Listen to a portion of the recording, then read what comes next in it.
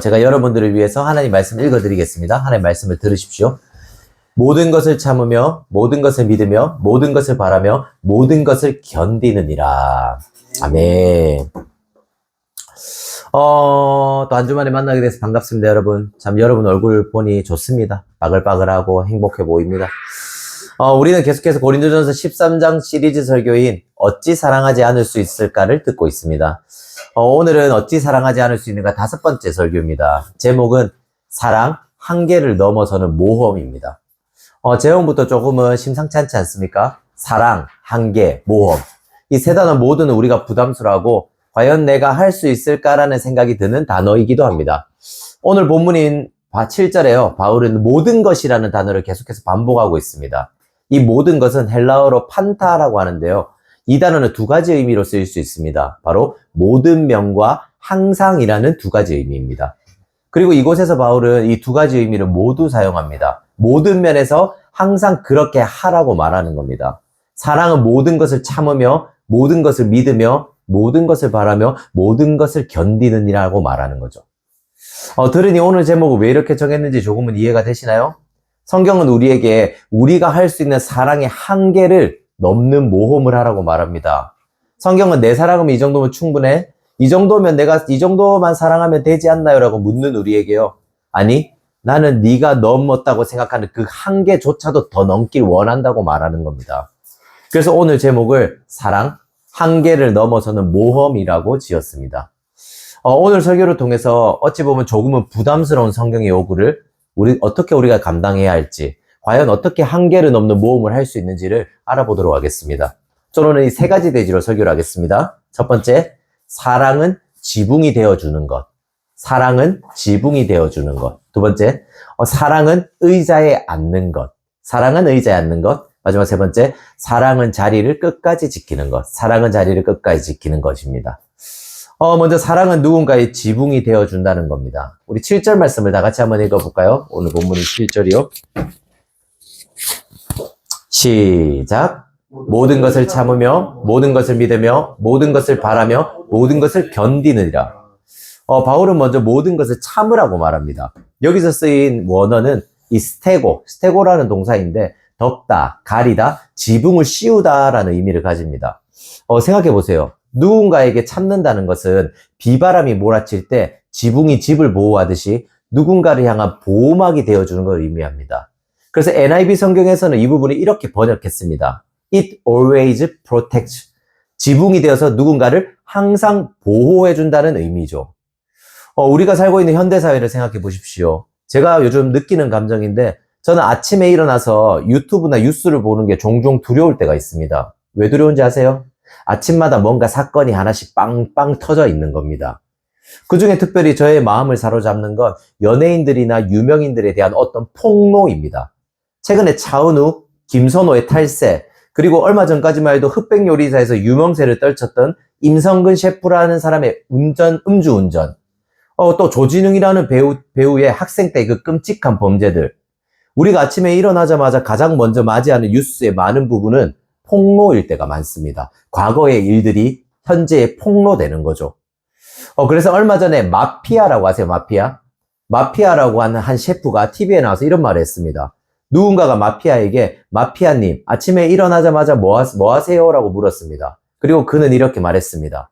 아침에 일어나자마자 저는 제 이름을 검색합니다. 그리고 아무 소식이 없으면 안심합니다. 이게 무슨 말일까요? 그는 잠이 들 때마다 무언가를 염려하고 걱정합니다. 자신이 잠든 사이에, 자기도 모르는 사이에 자신의 어떤 것들이 폭로되었을지도 모르니까요. 자고 일어나니 아침에 뭔가가 폭로되어 있고 나는 사람들에게 비난이 대상이 되어 있는 겁니다. 단지 자고 일어났을 뿐인데 말이죠. 그래서 많은 유명인들, 특별히 대중들의 인기나 평판으로 살아가는 사람들은 잠을 쉽게 들지 못하고 수면장애나 우울증에 걸리기도 합니다. 오늘 이렇게 잘 나가다고 내일 나락으로 갈지도 모르기 때문이죠. 그리고 연예인들의 이런 기사를 볼 때마다 많은 분들은 이런 생각을 하실지도 몰라요. 여기도 그런 분들이 계실지 모르겠는데요. 그럼 죄 안 짓고 착하게 살면 되지. 어차피 자기 업보라고, 자기가 한 걸 대가품 당한 거라고 생각하는 겁니다. 그런데 여러분, 우리 스스로에 대해서 잘 생각해 보십시오. 정말 우리는 모든 면에서 정말 청렴하고 깨끗하고 떳떳하게 살았을까요? 정말 내가 한 모든 것들이 법에 하나도 안 걸리고 양심적으로 누군가에게 판단을 받지 않을 만큼 여러분은 정말 모든 것이 떳떳합니까? 우리가 살아온 삶이 정말 편법이 하나도 없이 모든 것들을 정직하게 내가 행했다라고 말하실 수는 있는가요? 일단 저는 자신이 없습니다. 비록 제가 목사지만 누군가가 저에게 너 그렇게 정직하고 떳떳하게 평생을 살았냐라고 묻는다면 저는 그렇지 않다라고 말할 겁니다. 이건 단순히 제가 법적인 죄만을 말하는 게 아닙니다. 저는 제 양심을 속이지 못하고요. 누군가에게 비판받을 만한 시선을 피하지 못하는 일들을 제가 있다는 걸 분명히 알고 있습니다. 그리고 저는 제 삶이 떳떳하지 못한다는 걸 그래서 고백하는 거죠. 그리고 이건 저만의 일이 아닐 겁니다. 여기 있는 모두가 자신을 잘 알고 자신에게 진짜 솔직해진다면 정말 나는 떳떳해. 나는 옳고 바른 삶만 살았어? 라고 말할 수는 없을 겁니다. 그런데도 우리의 모습은 어떻죠? 그럼에도 누군가의 죄를 폭로합니다. 이건 연예인들의 죄만 폭로하는 게 아닙니다. 우리는 우리 주변 사람들의 죄를 계속해서 폭로합니다. 예를 들어 보죠. 내가 싫어하는 어떤 사람이 있습니다. 그 사람은 내가 보기에는 아주 부도덕하고 인간적으로 별로인 사람입니다. 그런데 그 사람이 내가 싫어하는 그 인간이 다른 사람들에게 인정받는 걸 보는 겁니다. 사람들이 그 사람에 대해서 칭찬하고 찬사를 보내고 있는 걸 봅니다. 야, 저 사람 진짜 좋은 사람이래. 저 사람 진짜 도덕적이고 착한 사람이래. 이런 말을 듣는 거죠. 이때 우리 마음은 어떻죠? 끓어오릅니다. 그리고 소리치고 싶죠. 그 인간 그런 사람 아니라고. 그 인간 진짜 별로라고. 그 사람 너희들이 잘못 봤다고. 다들 속아서는 안 된다고. 그 사람 진짜 나쁜 사람이라고. 겉과 속이 다른 사람이라고 말하고 싶을 겁니다. 대부분의 폭로가 왜 일어나는가요? 내가 저 사람보다 낫다고 생각하는 겁니다. 아니면 내게 피해를 준 그 사람에게 복수하고 싶은 겁니다. 내게 나쁜 짓 한 그 사람이요 잘 나가는 걸 보고 있으니까 어떤 거죠? 화가 치밀어 올라서 우리는 폭로하는 거죠. 그렇지 않습니까? 이것이 지금 우리가 살고 있는 세상의 흐름입니다. 우리는 누군가의 허물과 약점과 실수를 보면 그걸 그냥 넘어가지 않습니다. 그걸 캡처해 놓고요. 공유하고 댓글을 달고 공론화시킵니다. 이렇게까지 하지 않더라도요. 지난주에 설교에서 말한 것처럼 내 마음의 노트를 꺼내서 그 사람의 실수나 잘못이나 죄를 적어 놓는 겁니다. 이것이 현대사회의 가치관이고 이런 가치관이 서로를 폭로하고 공격하게 만드는 거죠. 연예인들로나 우리로 하여금 잠을 못 드게 만드는 겁니다. 이런 우리에게 바울은 말하는 거예요. 사랑은 모든 것을 참는 거라고요. 사랑은 모든 것을 참는 거라고 말이죠. 바울이 뭐라고 말하는 건가요? 네가 정말 사랑을 안다면, 네가 정말 사랑을 받고 있다면 너는 그 사람의 허물과 죄와 약점을 덮어주는 지붕이 되어야 한다고 말하는 겁니다. 그럼 우리가 누군가의 죄를 덮어주는 지붕이 된다는 것의 의미를 조금 더 알아보도록 하죠. 바울이 말하는 참는 것의 의미에는요, 지붕을 씌우다, 누군가의 죄를 덮어주다 정도의 의미만 있지는 않습니다. 이 부분의 해석을 놓고 많은 성경 연구가들은 지붕을 씌우다라는 의미도 있지만 동시에 누군가를 품고 인내한다라는 의미도 있다고 말합니다. 그래서 누군가의 죄를 덮어주는 지붕이 된다는 것과 누군가의 죄를 품고 인내해 준다는 것을 합치면 바로 바울이 말하는 의미가 되는 거죠. 이런 의미예요. 상대의 죄와 연약하며 나에게 실제적으로 고통을 줍니다. 하지만 그 고통 때문에 관계를 잘라버리거나 그를 파괴하지 않는 겁니다. 가능한 한은 그 사람을 살리는 방향으로 그 사람의 허물을 다루고 그 과정을요 견디고 인내하며 품는 겁니다. 생각해 보십시오. 우리는 폭로가 일상이 된 사회에 살고 있습니다. 그리고 이 폭로가 지니는 의미가 뭐죠? 이 폭로의 결과가 뭔가요? 관계를 결국 끊는 겁니다. 요즘 말로 하면 손절하는 거죠. 별로인 그 사람을, 나에게 피해를 입힌 그 사람을 손절하는 겁니다. 이것이 폭로가 만들어낸 결과예요. 결국 그 사람을 나와의 관계에서 손절시키고 또 더 나아가서 다른 사람과의 관계까지 손절시키게 만드는 거죠. 나와 관계를 끊는 데서 끝나지 않습니다. 사회에서 매장시키는 데까지 나아가는 거죠. 하지만 모든 것을 참는다는 것은 그 사람이 정말 별로이고 실제적으로 나에게 고통을 주는 사람일지라도 그 사람은 진짜 실제로 나쁜 사람일지 모를지라도요. 그 사람을 손절하지 않는 걸 의미합니다. 그리고 바울은 모든 것을 참으며라고 말하죠. 여기서 말하는 모든 것은요. 그 사람이 아무리 별로고 큰 잘못이 있어도 그걸 그냥 괜찮다는 식으로 그냥 모든 걸 덮고 넘어가라는 의미가 아니에요. 그냥 이런 게 아니죠. 너 혼자 고통받고 참으면 된다라고 바울은 말하는 게 아닙니다. 오히려 바울이 말하는 사랑은 그 사람에게 손절할 만한 것이 있더라도 그것 때문에 관계를 포기하지 말고 더 나아가서 그 사람의 잘못된 것을 고칠 수 있도록 도와주면서 그 사람을 인내하고 참으라는 말입니다. 무슨 말인지 아시겠습니까? 성경이 말하는 참으라는 표현은 그저 내가 다 덮고 내가 다 이해해주고 내가 그 사람의 죄를 모른 척 해주는 게 아닙니다. 오히려 그 사람이 자신의 죄를 발견할 수 있도록 도와줍니다. 때로는 그 사람의 죄를 말해주기도 하죠. 또 그 사람이 죄에서 벗어날 수 있도록 도와줍니다. 그런데 이 과정을 거치다 보면요, 반드시 갈등이 생깁니다. 누군가의 죄를 지적하고 그걸 도와준다고 하면 갈등과 어려움은 반드시 생기게 됩니다. 하지만 그 갈등과 어려움을 어떻게 하는 거죠? 끝까지 견디고 인내하고 참아준다는 의미입니다. 그렇게 관계를 포기하지 않고 그 사람의 지붕이 되어주는 거예요. 세상에 끊임없이 우리에게 하는 말이 무엇인가요? 네가 사랑할 수 있고 네가 사랑스러운 사람들만 사랑하라고 말합니다. 너에게 피해를 입히고 너를 힘들게 하는 관계를 정리하라고 말하죠. 그 사람에게 괜한 감정 쓰지 말고 그냥 손절해버리라고 말합니다. 그리고 우리는 이런 일들이 있어서는 안 되는 관계에서도 일어나고 있는 걸 봅니다. 어디에서 일어나나요? 가족끼리도 손절을 합니다. 부부 사이에서도 손절을 합니다. 부모와 자식 사이에서도 어쩌면 손절을 하기도 하죠. 보십시오. 한 부부가 있습니다. 남편이 아내에게 계속해서 상처를 줍니다. 그리고 아내는 상처가 계속 쌓이게 되고 마음속에 자연스럽게 이런 생각을 하게 됩니다. 저 인간하고는 대화가 안 돼. 저 인간은 늘 저런 식이지. 아, 내 결혼은 실패했어. 저 인간은 바뀔 리가 없어. 에이, 모르겠다. 그냥 네 맘대로 살아라.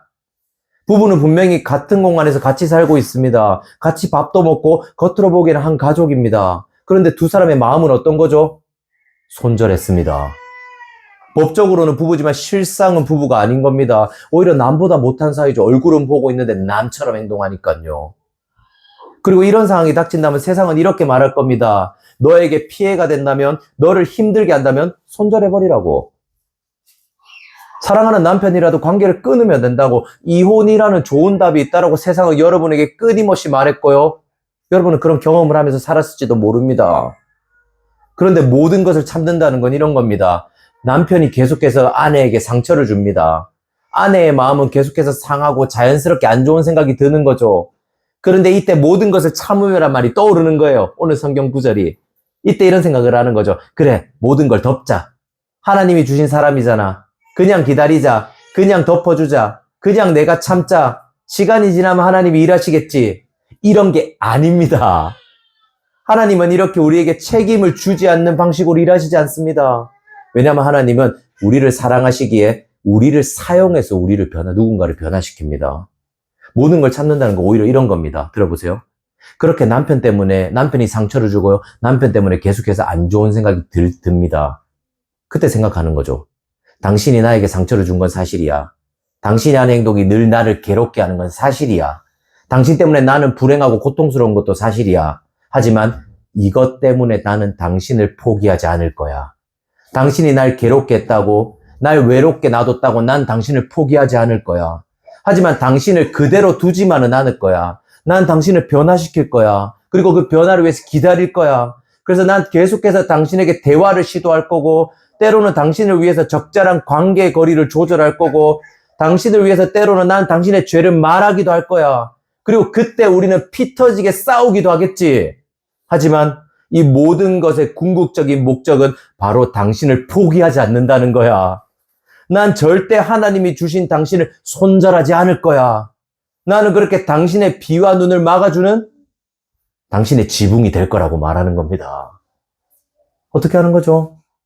내가 피해를 입어도, 내가 고통을 받아도, 내가 괴롭고 불행해도 그 관계를 손절하지 않는 겁니다. 그 관계를 절대 포기하지 않고 노력하는 겁니다. 관계의 개선을 위해서요. 이것이 7절이 말하는 모든 것을 참으며의 의미입니다. 누군가의 지붕이 되어준다는 거죠. 이런 의미에서 저는 누리는 여러분에게요, 교회 담임 목사로서 말씀드리고 싶은 게 있습니다. 성경은 우리가 한 가족이라고 말합니다. 우리는 실제적으로 피가 섞이지 않았잖아요. 그런데 우리는 그리스도의 피로 섞인 가족이라고 말합니다. 그래서 저는 여러분들을 위해서요, 오늘 바울이 말한 것처럼 모든 것을 참을 겁니다. 그리고 이건 저뿐만 아니라 우리가 서로를 위해서 해줘야 되는 일이기도 합니다. 하지만 이런 과정을 거치다 보면요, 분명히 우리는 괴로운 일을 만나게 될 겁니다. 서로에게 상처를 주고요, 서로를 폭로하고 서로를 못 믿었게 여기는 상황이 분명히 생길 겁니다. 그리고 그때 우리는 절대 서로를 손절해서는 안 됩니다. 우리는 누군가를 바깥으로 쫓아내고 나의 영역을 만드는 일을 해서는 안 됩니다. 오히려 서로를 포기하지 않으려는 몸부림, 즉 서로의 지붕이 되어주는 일을 끊임없이 해야 되는 거죠. 그리고 여러분이 죄를 지을 때 교회 입장에서 여러분을 기다리기 위해서요, 여러분과 함께 싸우고 갈등하는 일이 생길지도 모릅니다. 왜냐하면 제가 여러분을 사랑한다면요, 여러분이 짓는 죄를 결코 가볍게 여기지 않을 겁니다. 그냥 덮고 넘어가자는 식으로 말하지 않을 겁니다. 그에 마땅한 책임을 지게 할 겁니다. 그걸 우리는 이렇게 불러요. 칠이라고 말합니다. 교회는 당신의 죄에 맞는 벌을 줄 겁니다. 그리고 그 벌은요, 여러분은 분명히 고통스럽고 아프고 부끄럽게 할지도 모릅니다. 하지만 기억해 주십시오. 이 모든 것은 7절에서 말하는 모든 것을 참으며의 과정입니다. 7일을 하는 궁극적인 목적은 죄를 지은 당사자와의 관계를 끊기 위함이 아니라 끊지 않기 위함입니다. 오히려 이 7일을 통해서 그 사람이 죄의 끔찍함을 깨닫고 하나님과 가족으로서 서로를 더욱 소중히 여기기 위함입니다. 결국 교회가 여러분의 지붕이 되어주는 걸 의미하는 겁니다. 이런 의미에서 모든 것을 참으면은 우리 개인뿐만 아니라 우리는 누리는 교회도 아주 중요한 사랑입니다. 그리고 어떤 의미에서 이건 아주 힘들고 고통스러운 일이기도 할 겁니다. 왜냐하면 누군가의 지붕이 되어준다는 건 우리를 한계를 넘는 모험으로 나아가는 첫 번째 길이기 때문입니다. 두 번째 대지입니다. 사랑은 의자에 앉는 것입니다. 사랑은 의자에 앉는 것. 계속해서 바울은 말합니다. 우리 7절 다시 한번 읽어볼까요? 7절입니다. 7절. 시작. 참으며 모든 것을 믿으며 모든 것을 바라며 모든 것을 견디느니라. 바울은 모든 것을 믿으며 모든 것을 바라라라고 말합니다. 여기서 믿는다는 건 뭘까요? 여기서 쓰인 원어는 피스티오인데요. 이는 믿다, 신뢰하다, 의지하다라는 의미입니다. 이 피스티오의 명사형이 피스티스예요. 이건 뭘까요? 믿음이라는 명사입니다. 기독교를 믿지 않거나 기독교를 오해하고 있는 사람들은 믿음에 대해서 이런 오해를 가지고 있습니다. 믿음이 비이성적인 거라고 생각하는 거예요. 믿음이라고 하면 이성과 증거를 무시하고 무언가를 무조건 믿는 거라고 생각하는 거죠. 그리고 어떤 의미에서 이 낙관적인 사고를 가지고 자기 체면을 거는 행위라고 생각하기도 합니다. 그래서 이런 말을 하잖아요. 기독교를 향해서. 기독교는 정신력이 나약한 사람들이나 가는 곳이라고. 그들은 스스로에게 가스라이팅을 하며 살아간다라고 말합니다. 하나님이 계시지도 않는데 그런 식으로 자기 위안을 삼기 위해 자기에게 계속해서 체면을 건다라고 사람들은 말합니다. 우리 가운데서도요, 하나님을 믿지만 간혹 이런 고민이 드시는 분들이 있을 겁니다. 내가 지금 하나님을 믿고 있는데 진짜 하나님이 계신 건가? 만약 하나님이 안 계신다면 나는 지금 뭘 하고 있는 거지? 저는 지금은 아니지만 예전에 저는 종종 이런 생각을 했었습니다. 이에 대해 팀켈러라는 목사님은요, 믿음에 대해서 아주 좋은 예시를 들어줍니다. 바로 의자 예시예요. 여러분은 대부분 지금 의자에 앉아 계십니다. 그죠? 그럼 제가 한번 물어보죠. 혹시 의자에 앉았을 때 어떻게 앉으셨나요? 그냥 앉았습니다. 그럼 물어보죠. 왜 그냥 앉았죠? 의자니까요. 의자가 있으니까요. 그럼 우리는 의자에 대해 어떻게 의심하지 않고 앉을 수 있었나요? 의자에 대한 믿음이 있는 겁니다. 의자가 나를 지탱해 줄 거라는, 의자에 앉아도 나는 괜찮을 거란 믿음이 있는 거죠. 팀켈러는 이게 믿음이라고 말합니다. 믿음은 의자에 앉는 겁니다. 의심하지 않고 의자에 내 몸을 맡기는 겁니다. 왜 팀켈러는 믿음을 의자라고 표현했을까요? 우리가 실제로 의자가 있기 때문이에요. 우리가 믿음이 있다고 말하는 건 실제로 하나님이란 존재가 있다고 믿는 실존이라는 의미입니다. 실제로 의자가 없으면 우리는 앉을 생각을 안 하듯이요. 믿음이란 건 하나님이란 존재가 실제로 있기 때문에 그 일이 가능하다고 말하는 겁니다. 세상 사람들은 말합니다. 실체가 없는데 그저 낙관적으로 생각하고 자신에게 가스라이팅 하는 것이 너희가 말하는 믿음이라고요. 이게 기독교인들의 믿음이라고 말하죠. 하지만 이 믿음을 실제로 경험한 우리는, 그리고 성경은 이렇게 말하는 거죠. 믿음은 실제로 의자에 앉는 일이라고요. 의자가 있다고 믿는 게 아니라 의자가 실제로 있다고 생각하고 그 의자에 앉는 일. 믿음이란 실제로 살아계신 하나님을 믿고 의지하고 그분에 신뢰하는 일이라고 말하는 겁니다. 이게 성경이 말하는 믿음입니다. 그래서 히브리서서 11장 1절에 이렇게 말하죠. 믿음은 바라는 것들의 실상이요. 실상이 뭘까요? 실제라는 거예요. 믿음은 바라는 것들의 실제라는 거죠. 그런데 바울은 모든 것을 믿는다라고 말해요. 이건 무슨 말일까요? 보십시오. 이것도 재밌는데요. 한 의자가 있습니다. 이 의자는 알루미늄 재질로 되어 있고 겉으로 보기에는 아주 튼튼합니다. 내가 앉아도 문제가 없을 겁니다. 그런데 의자에 앉지를 않는 거예요. 그냥 의자가 튼튼하고 안 넘어가겠지라는 걸 알기는 합니다. 여러분에게 물어볼게요. 이건 믿음일까요? 믿음이 아닐까요? 의자가 튼튼한 건 압니다. 하지만 실제로 앉지는 않습니다. 실제로 내 몸을 의자에 맡기진 않습니다. 아는데도 불구하고요. 이건 믿음일까요? 믿음이 아닐까요? 이건 믿음이 아닙니다. 이건 그저 지적 동의입니다. 머리로는 하나님 알고 있는 거예요. 하나님에 대해서 들어서는 알고 있습니다. 성경이 말하는 믿음은요, 근데 이런 지적 동의가 아닙니다. 지적 동의를 넘어서요, 실제로 나를 그 의자에 맡기는 겁니다. 실제로 의자에 앉는 거예요. 그런 의미에서 바울이 모든 것을 믿는다고 말한 건 이런 겁니다. 우리가 서로 사랑한다면, 네가 믿음이란 걸 가졌다면요, 우리의 관계는 서로의 의자가 튼튼하구나라는 걸 아는 정도가 아니라 실제로 서로라는 의자에 앉아야 한다라고 말하는 겁니다. 무슨 말인지 이해하시겠습니까? 우리는 몇 주에 걸쳐서, 아니 어쩌면 예수를 믿는 평생에 걸쳐서 네가 하나님을 사랑한다면 이웃을 사랑해야 한다는 말을 귀에 못이 박히도록 들어왔을 겁니다. 그리고 머릿속으로는 이 정답을 누구보다도 잘 아실 겁니다. 이건 믿음이 아니라 지적 동의입니다. 의자가 튼튼하다는 것을 알고 의자에 나를 맡기고 앉아야 한다는 것도 압니다. 하지만 정작 의자에 앉지는 않습니다. 서로 사랑해야 된다는 걸 알지만 서로라는 의자에 자신을 맡길 만큼은 사랑하지 않는 겁니다. 한번 생각해 보십시오. 우리는 누군가를 사랑해야 된다는 걸 알고 있습니다. 그리고 나름대로 사랑하려고 노력이란 것도 합니다. 그런데 우리의 노력의 모양이 어떻습니까?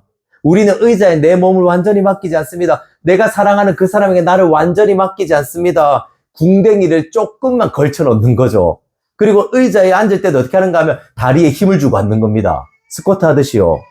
의자에 내 모든 체중을 실지는 않습니다. 왜 의자에 모든 체중을 실지 않는 거죠? 의자를 믿지 못하니까요. 그럼 그 의자에 내 몸을 맡기려면 내가 어떻게 해야 된단 말이죠? 잘 들어보세요. 우리는 그 의자에 대해서 취약해져야만 합니다. 다시 한 번 말씀드리죠. 우리가 그 의자에 앉기 위해서는요, 우리는 그 의자에 대해서 취약해져야 됩니다. 이건 이런 말입니다. 만약 그 의자가 무너진다면 나도 무너져야 됩니다. 내가 무턱대고 앉았는데 그 의자가 다리가 부러진 의자였다면 내가 위험해질 수 있다는 걸 아는 겁니다. 그걸 생각하고 그 자리에 앉는 겁니다. 약해지는 거죠. 그래서 우리는 의자에 완전히 앉아야 된다는 걸 아는데도 다리에 무게를 싣고 있거나 엉덩이만 살짝 걸치고 있는 겁니다. 그리고 의자가 무너질 기미가 있으면 우리는 어떻게 하죠? 바로 일어나려고 하죠. 내 생명과 안전을 그 의자에 맡기고 싶어 하지 않습니다. 우리는 누군가를 사랑할 때요, 취약해지고 싶어 하지는 않습니다. 우리는 누군가를 사랑할 때 위험해지는 일은 하고 싶지 않은 겁니다. 그런데 바울이 말하는 모든 것을 믿는다는 건 상대방을 사랑함으로써 내가 취약해질 것을 받아들인다는 의미예요. 상대라는 의자에 내가 앉음으로써 내가 약해지고 내 인생이 위험해질 수 있다는 걸 받아들이는 겁니다. 많은 사람들은 관계를 거래라고 생각합니다. 내가 1을 주면 1을 받고 싶어 하고 10을 주면 10까지는 않더라도 최소한 7, 8은 받고 싶어 합니다. 만약 내가 10을 줬는데 10이나 그 이상을 주는 사람이 있다면 우리는 어떻게든 그 사람을 잡으려고 할 거예요. 내가 주는 것보다 훨씬 많이 주니까. 하지만 내가 10을 줬는데 어떤 사람이 나에게 1을 준다면 우리는 그 사람을 당장 손절해 버릴 겁니다. 관계할 가치가 없다고 생각하는 거죠. 관계는 나를 위한 거래라고 생각하는 겁니다. 하지만 모든 것을 믿는다는 건요, 그 사람이 5를 줄 수 있고 나에게 C를 줄 수도 있다는 걸 알고 있습니다. 내가 10을 줘도 절대 10을 다 받지 못할 걸 알고 있습니다. 어쩌면 10을 줬는데도 하나도 받지 못할 수도 있을 겁니다. 그러면 어떻게 하는 거죠? 10을 주는 거예요.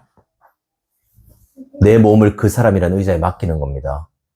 그런 의미에서 사랑은 아주 위험한 모험인 거죠. 왜죠? 얼마를 돌려받을지 알지 못하고 심지어 돌려받지 못할지도 모르는데 그 사람에게 내 모든 걸 맡기는 거니까요. 그 사람을 위해서 내가 약해지기로 결정한 겁니다. 내 것을 잃어버리기로 결정하는 거예요. 이것이 성경이 말하는 믿음이 가진 사람들이 하는 일입니다. 사랑을 위해 한계를 넘어서는 모험을 하는 거죠. 7절을 계속해서 보시면 바울은 모든 것을 바라며 라고 말합니다. 그 다음에 이 바란다는 건 쉬운 말로 호프, 소망이라고 해석하시면 됩니다. 자 보십시오. 우리는 앞서서 누군가를 위해 취약해지기로 결단했습니다. 그리고 그 의자에 앉았죠. 그런데 앉고 보니까 역시 의자가 불안한 거예요. 내 무게를 잘 견디지 못하는 거죠. 그리고 다리가 계속해서 휘청휘청거립니다. 이때 우리는 어떻게 하나요? 얼른 일어나야 돼요. 얼른 그 사랑을 멈춰야 됩니다. 왜죠? 내가 곧 위험해지기 때문이죠. 의자가 무너질 거란 말이에요. 지금 당장 도망쳐야 될 타이밍입니다. 그런데 바울은 이렇게 의자가 흔들리는 상황에서도 그 의자에 앉을 수 있는 힘이 있다고 말합니다. 바로 그게 소망이에요. 의자에 앉을 수 있는 힘은 소망으로부터 온다고 바울은 말하는 겁니다. 보십시오. 누군가를 사랑하는 일은 진짜 고통스럽습니다. 여러분의 지난 한 주를 돌아보세요. 진짜 성경적인 사랑을 하는 게 쉬웠나요?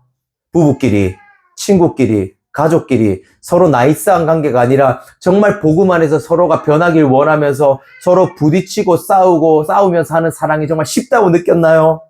아니요. 절대로 진짜 사랑을 해본 사람은 사랑이 쉽다고 말할 수 없습니다.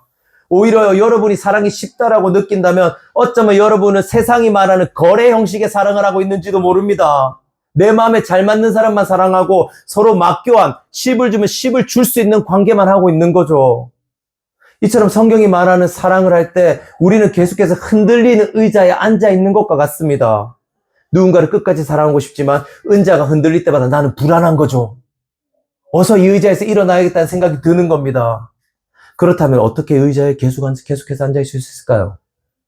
어떻게 무너지고 속상하고 괴로워하면서까지 이렇게 피 터지는 싸움을 하면서까지 그 사람을 끝까지 사랑할 수 있는 거죠? 답이 바로 소망이에요. 소망, 호프요. 팀 켈러는 이 소망에 대해서 이렇게 말합니다. 들어보세요. 진짜 소망이 돼요. 사랑은 현재의 모습으로 사람을 대하지 않고 하나님이 빚으실 미래의 영광스러운 모습으로 그 사람을 대하는 것이다. 다시 한번 읽어드릴게요. 사랑은 현재의 모습으로 그 사람을 대하지 않고 하나님이 빚어나가실 미래의 영광스러운 모습으로 그 사람을 대하는 것이다. 생각해 보십시오. 우리는 내가 사랑하고 싶지만 사랑하는 게 너무 고통스러운 그 인간을 대할 때 그 인간을 향해서 이런 말 하잖아요. 너 진짜 별로다. 너 진짜 안 변하는구나. 널 사랑해봤자 내가 잃는 것밖에 없어. 나는 그만 포기하고 싶어라는 욕구가 올라올 겁니다. 그렇지 않습니까? 연인끼리, 가족끼리, 부부끼리 싸울 때마다 그런 생각이 나지 않습니까? 내가 이렇게까지 해줬는데 그 사람이 변할 기미가 안 보이는 겁니다. 그런데 그때도요, 포기하지 않는 거예요. 의자를 벗어나지 않는 거죠. 왜죠? 소망을 보기 때문입니다. 성경은 우리가 바라봐야 될 소망에 대해서 이렇게 말합니다. 고린도전서 13장 10절이거든요. 들어보세요. 온전한 것이 올 때에는 부분적으로 하던 것이 패하리라. 무슨 말일까요? 바울은 말하는 겁니다. 지금 네가 보고 있는 그 사람의 모습은 엉망이 맞다고요. 지금 네가 보고 있는 그 사람은 진짜 별로인 사람이 맞다고요. 진짜 그 사람은 최악인 사람이 맞을 수 있다라고 인정해 줍니다. 하지만 이렇게 말하죠. 하지만 그 사람은 지금 변하는 과정 중에 있는 거라고요. 네가 보고 있는 그 사람, 네가 인내하고 견디고 있는 그 사람은 지금 변화에 있어서 ing, 현재 진행형이라고 말하는 겁니다. 쉬운 말로 하면 이런 거예요. 그 사람은 공사가 아니라 여전히 공사 중이라고요. 이게 무슨 말인가요? 결국 그 사람이 완성될 날이 있다고 말하는 겁니다. 결국 공사 중인 그 사람이 공사가 끝나는 날이 있다고 말하는 거예요. 그리고 그날은 성경은 소망이라고 말하는 겁니다. 온전한 것이 올 때에 부분적으로 하던 것이 패하리라. 그 사람이 완성될 때 너는 지금 과정을 다 잊고 오히려 감사하게 될 거라고요. 지금 그 사람이 현재 모습 때문에 절망하지 말고 그 사람의 미래의 완성된 모습을 기대하라고 말하는 겁니다. 하나님이 그 사람 가운데 일하실 걸, 그리고 완성하실 걸 믿으라고 말하는 거예요. 이것이 성경이 말하는 소망입니다. 우리는 누군가를 사랑하다 보면 쉽게 그 사람을 단정짓고 포기합니다. 저 사람은 안 변해. 내가 이렇게나 기회를 주고 기다렸는데 저 사람은 예나 지금이나 변한 게 없어. 그러니까 앞으로도 안 변할 거야. 우리는 그 사람을 단정짓고요, 사랑하기를 쉽게 포기합니다. 넌 안 변해. 그리고 영원히 그럴지도 모르지라고 생각하는 거죠. 여러분 그렇지 않습니까? 우리가 손절한 많은 사람들이 이런 식으로 손절한 거 아닌가요? 넌 안 변해. 내가 기회를 줬는데도 안 변했잖아 라고 말이죠. 그리고 우리가 하던 폭로에도 결국 모두 다 과거에 했던 어떤 죄들이 많지 않나요? 예를 들어 연예인 조진웅도 생각해 보십시오.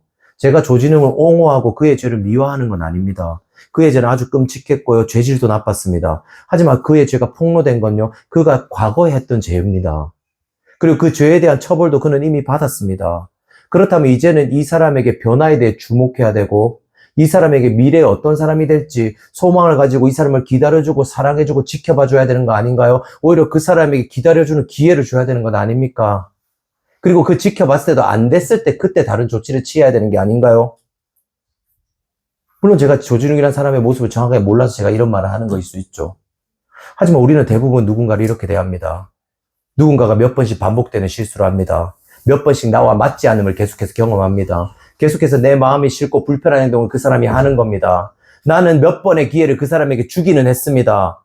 하지만 결국 어느 순간이 되면 우리는 그 사람에게 선을 끊고 그 사람을 사랑하기를 포기합니다. 더 이상 기회를 주지 않는 거죠. 저 인간은 안 돼. 저 인간은 절대 안 변할 거야. 저 인간에게 기회를 주는 건 낭비야. 그러니까 손절하자. 버리자라고 말하는 거죠. 그런 우리에게 바울은 말하는 거예요. 그러지 말라고요.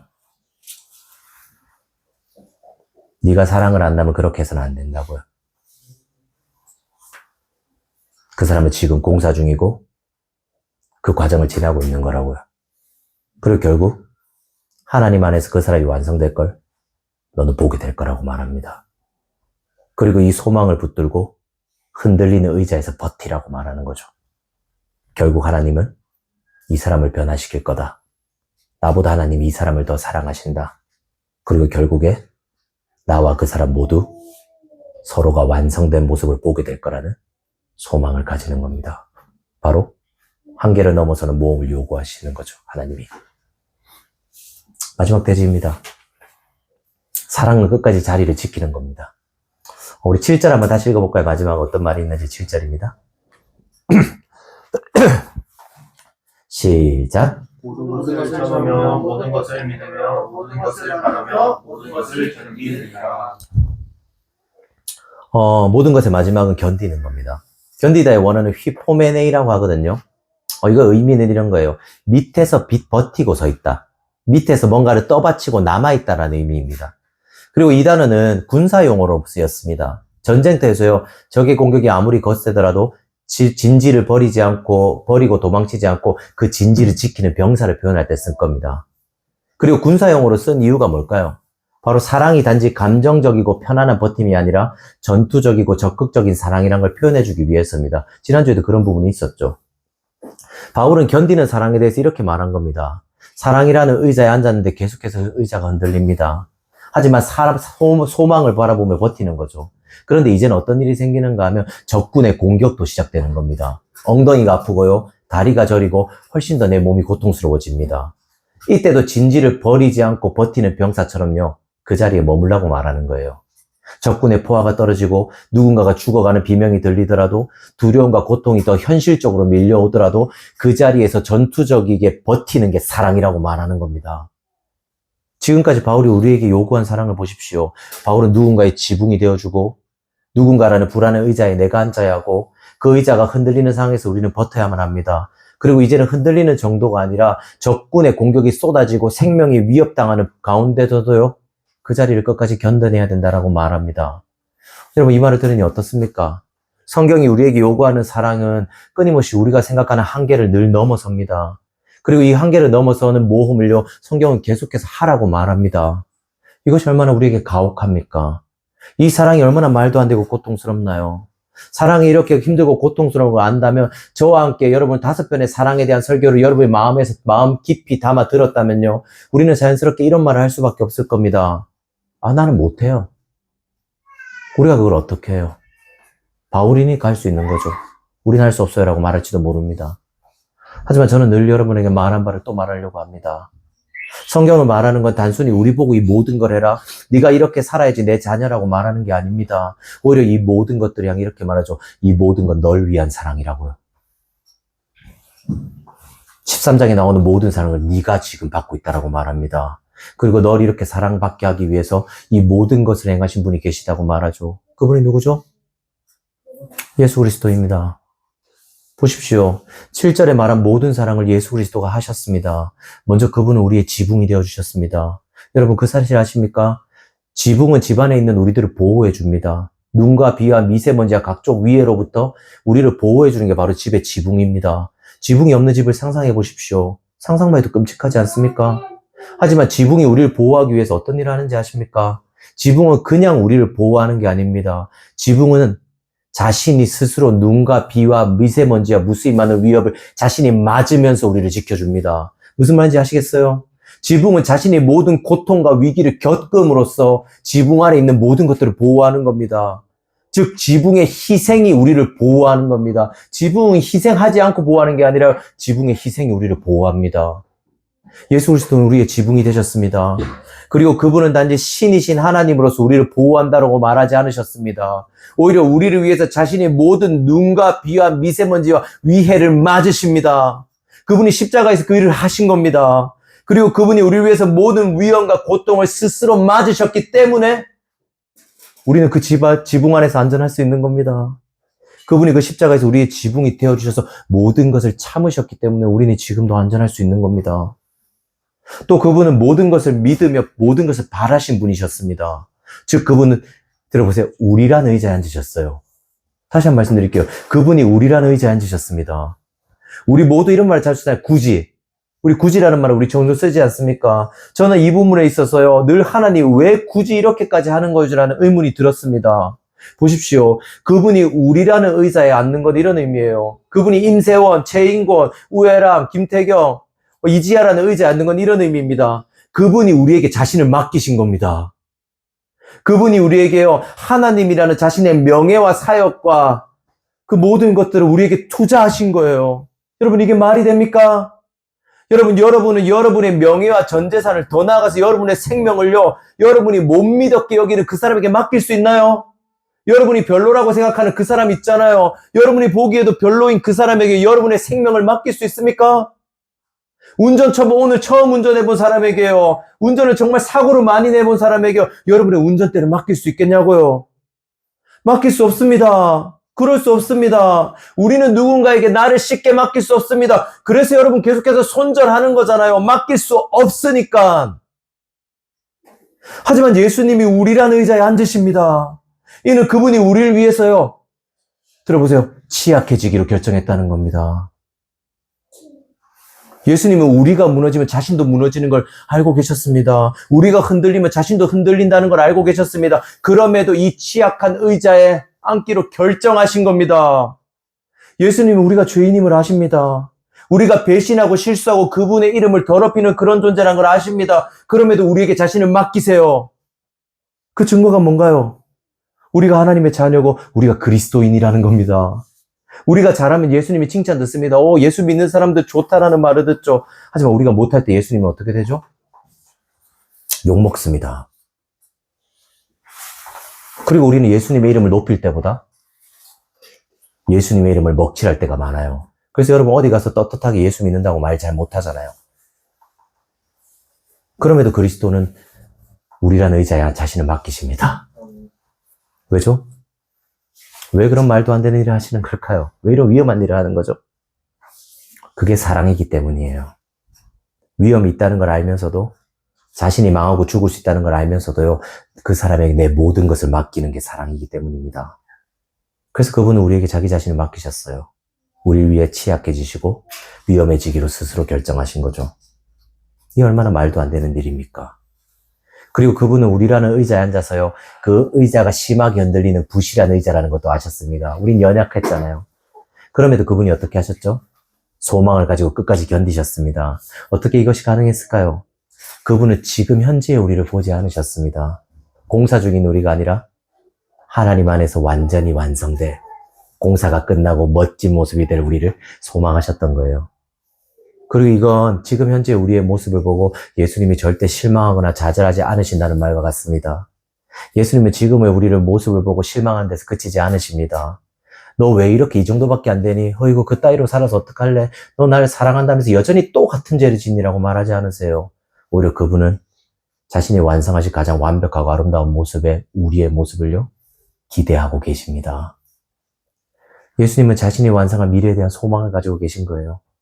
지금은 우리가 칭의가 무슨 뜻인지 알죠? 의롭지 않지만 의롭다고 여김을 받는 상태입니다. 하지만 우리가 완성된 그날에는 결국 우리는 진짜 완성된 의로운 존재가 될 겁니다. 그렇게 변하게 될 거예요. 우리가 가장 아름답게 완성된 그날을 예수님은 보고 소망하고 계신 거예요. 그리고 마지막에 그분을 향해서 적군의 모든 포화가 공격이 쏟아집니다. 겟세마네 동산에서 예수님이 왜 그렇게 괴로워한지 아십니까? 그분은 하나님이 자신을 버릴 걸 아셨습니다. 왜냐하면 그곳에서 더 이상 하나님의 따뜻한 사랑이 느껴지지 않았기 때문이죠. 그래서 많은 학자들은 말합니다. 예수님이 그곳에서요, 겟세마네 동산에서 지옥을 경험하기 시작했다고요. 지옥이요. 그분은 그곳에서 하나님이 계시지 않는 지옥을 경험하기 시작하셨습니다. 그래서 땀이 피가 될 정도로 괴로워하고 절망하셨던 겁니다. 지옥이 눈앞에 보이기 시작했으니까요. 그리고 그분이 십자가에 섰을 때 적군들은요, 마지막까지 그분이 향해서 총포화를 퍼부었습니다. 네가 하나님의 아들이거든 내려와봐라. 네가 하나님의 아들이거든 천사를 불러와서 그 자리에서 당장 내려와봐 라고 말이죠. 예수님에게 의자에서 나오라고 말한 겁니다. 그 의자를 더 이상 의지하지 말고 그 의자, 그 불편하고 그 취약하고 약한 의자에서 당장 일어나라고 적군은 말한 거예요. 사탄은요. 하지만 그분이 어떻게 하시죠? 모든 것을 견디십니다. 끝까지 십자가에서 내려오지 않으세요. 그리고 팀켈러는 이에 대해서 이렇게 말합니다. 들어보세요. 예수님은 지옥이 그분을 밀어내려 할 때조차 우리를 사랑하기 위해 그 자리를 떠나지 않고 견디셨다. 다시 한번 읽어드릴게요.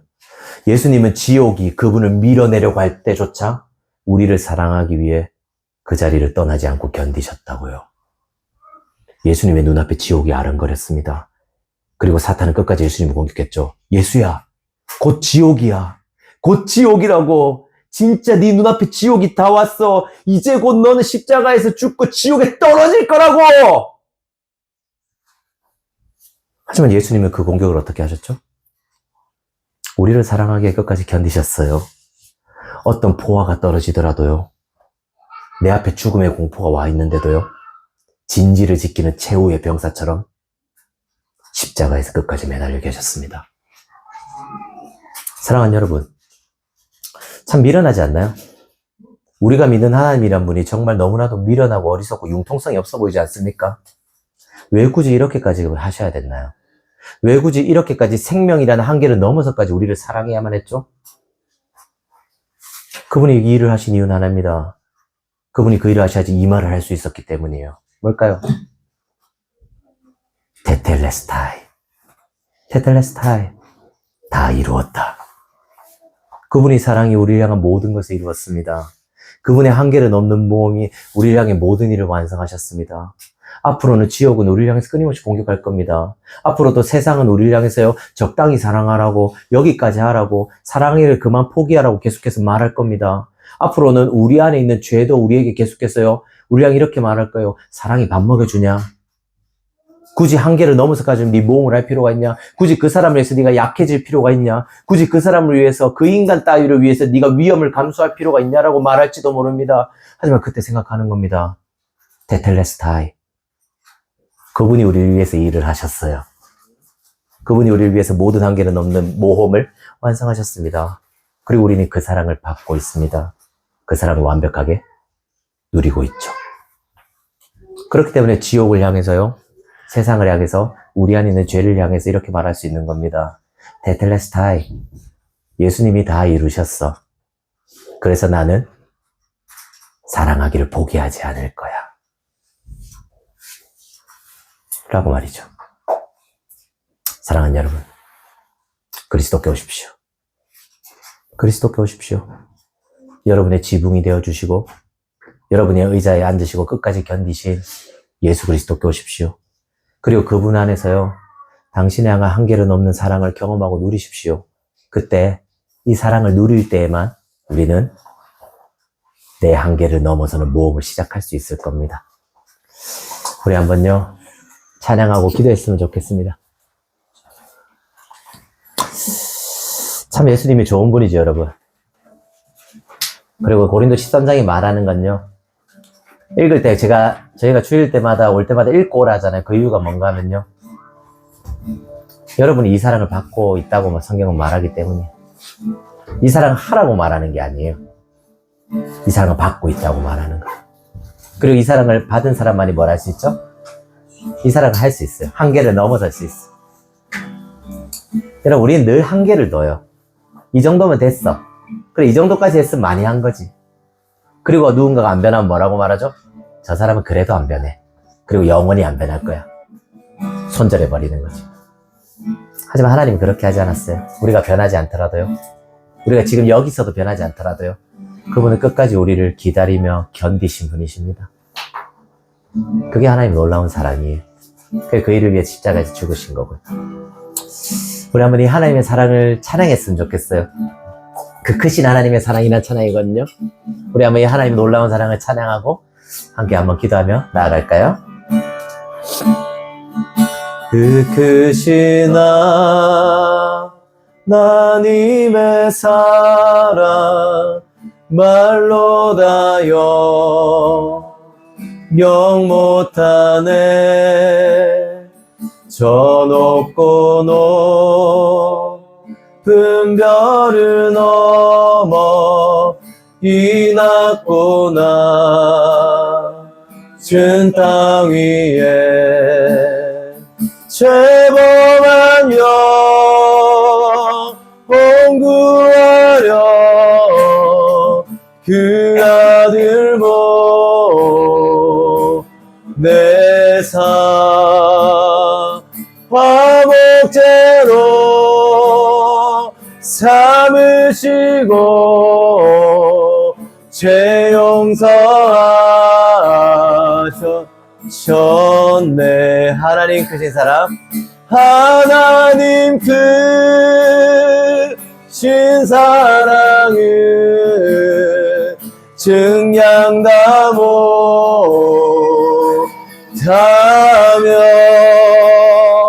영원히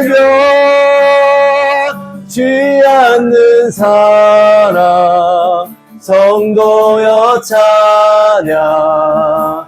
찬양하세. 괴로운 시절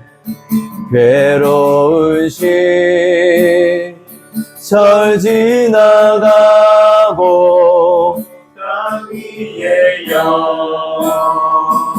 영화세할 때 주 믿지 않던 영혼들은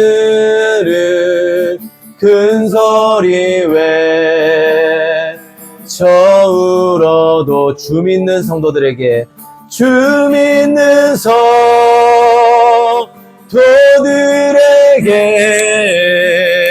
큰 사랑 베푸사 우리의 죄 사했으니 그대 잊을까. 우리 하나님 크신 사랑은, 하나님 크신 사랑은 증량다 못하며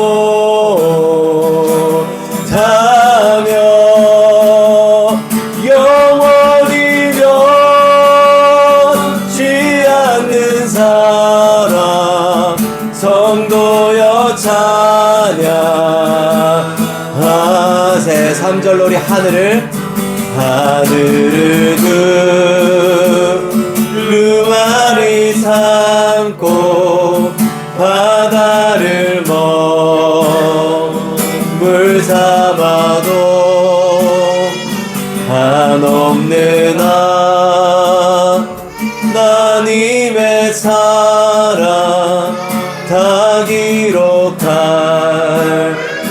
수 없겠네. 하나님의 크신 사랑, 하나님의 크신 사랑 그 어찌 닿을까. 아멘. 저 하늘로 비싸도 채우지 못할. 고백합시다. 하나님 크신 사랑은, 하나님 크신 사랑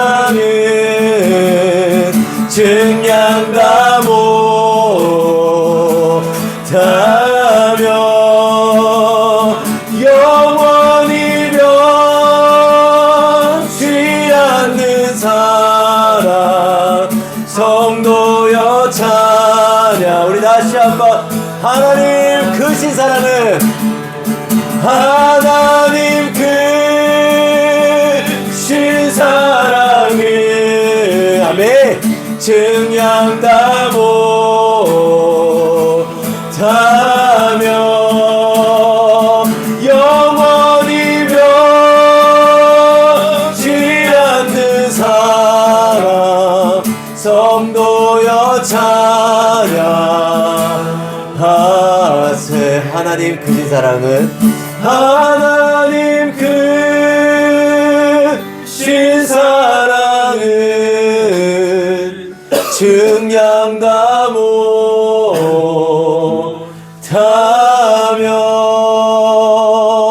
영원히 변치 않는 사랑 성도여 찬양하세.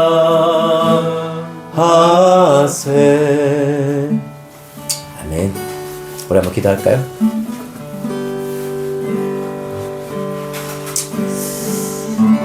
오늘 설교에서요 가장 기억에 남았으면 좋겠는 건 결국 하나님의 사랑이에요.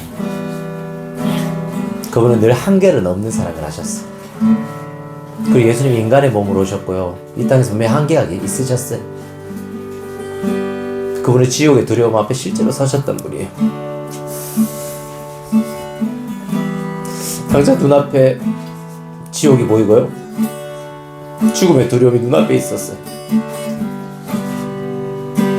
그런데도 십자가에서 내려오지 않으셨어요, 여러분. 그분이 끝까지 견디셨어요. 그런 성경은 우리에게 말해요. 이런 사랑을 네가 믿어야 한다고. 그리고 네가 이런 사랑을 받고 있다고 말해요. 여러분 하나님이 어떤 분이라고 생각하세요? 여러분 하나님 얼마나 사랑한다고 생각하세요? 우리 늘 말하잖아요. 하나님이 날 사랑하는 거 안다고요. 정말 여러분 얼마나 아세요? 진짜 정말 이 정도까지 하나님이 여러분을 사랑하는 걸 정말 아세요? 실제로 우리가 안다면요 이렇게 살 수 없어요. 진짜 하나님 우리를 사랑한다 안다면요 우리는 그렇게 살 수가 없어요. 진짜 사랑을 받았다면 우리는 이렇게 살 수 없다고. 우리 한번 기도합시다. 하나님 내가 하나님의 사랑을 더 알게 해주세요. 그 지옥의 공포 앞에서도 우리를 위해 십자가를 지신 예수님의 사랑을 더 깊이 알게 해주세요. 그리고 그 사랑을 더 깊이 알아서 우리 또한도 그렇게 사랑할 수 있게 해주세요. 우리 또한도 한계를 넘어서는 그 사랑을 할 수 있게 해달라고요. 우리 한번 기도하며 나아갈까요?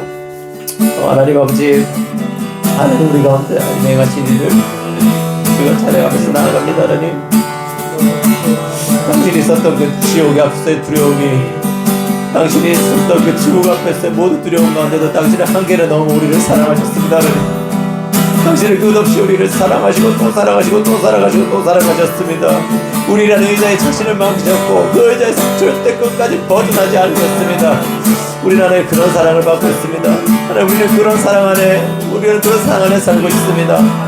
우리가 오늘 늘 하나님을 사랑한다라고 말하지만 실제로 우리의 사랑은 늘 거기에서 머물렀던 것 같습니다. 우리는 늘 하나님의 사랑을 안다고 말했지만 실제로 내가 받은 사랑이 얼마나 위대하고 놀랍고 아름다운지를 실제로 깨닫지 못하며 그렇게 살고 있었습니다. 하나님 이 시간 우리에게 그 사랑을 더 알게 해주십시오. 이 시간 우리 가운데 하나님의 그 사랑을 더 깊이 경험할 수 있게 해주십시오. 이 시간 우리 가운데 하나님의 사랑을 우리의 마음이 녹아내릴 수 있게 도와주십시오. 그리고 그 사랑으로 우리의 마음이 녹아내려서 결국 우리 또한도 예수님처럼 한계를 넘어서는 그 사랑에 도전할 수 있게 도와주십시오. 그 몸을 향해 나아갈 수 있게 도와주십시오. 누군가를 더 이상 정지하고 끊어내리고 너 변하지 않아라고 말하는 게 아니라 나는 너를 사랑할 수 있다고, 나는 너를 끝까지 포기하지 않을 거라고, 우리가 그렇게 누군가를 사랑하는 것을 포기하지 않을 수 있게 도와주십시오. 우리 가운데 당신의 사랑이 충만히 넘쳐서 우리 가운데 당신의 사랑을 흉내내고 당신을 닮은 모험을 할 수 있게 은혜를 내려주십시오. 하나님 아버지 감사합니다. 우리가 하나님의 사랑을 안다라고 생각하고 안다라고 말했지만 실제로 우리는 하나님의 사랑을 늘 과소평가했습니다. 늘 하나님의 사랑을 이 정도라고 생각하고 선을 그었습니다. 하지만 하나님의 사랑은 그 모든 선과 한계를 넘어서는 사랑이었습니다. 여기 있는 우리는 모든 사람들이 이 사랑을 더 깨달을 수 있게 도와주세요. 우리 향한 그 한계를 넘는 사랑이 얼마나 위대하고 놀라운지를 더 깊이 깨달을 수 있게 우리 가운데 날마다 은혜를 베풀어 주셨고 우리의 마음을 깊이 들여다볼 수 있게 도와주십시오. 이 모든 말씀 예수님의 이름으로 기도드렸습니다. 아멘. 이제는 주 예수 그리스도의 은혜와 하나님 아버지의 값없는 사랑과 성령님의 가망함과 교통하심이 이곳에서 한계를 뛰어넘는 그 모험을 향하신 하나님의 사랑을 느끼길 원하는 누리는 교회 성도 머리 위에 이제부터 영원히 함께 있을지어다. 아멘.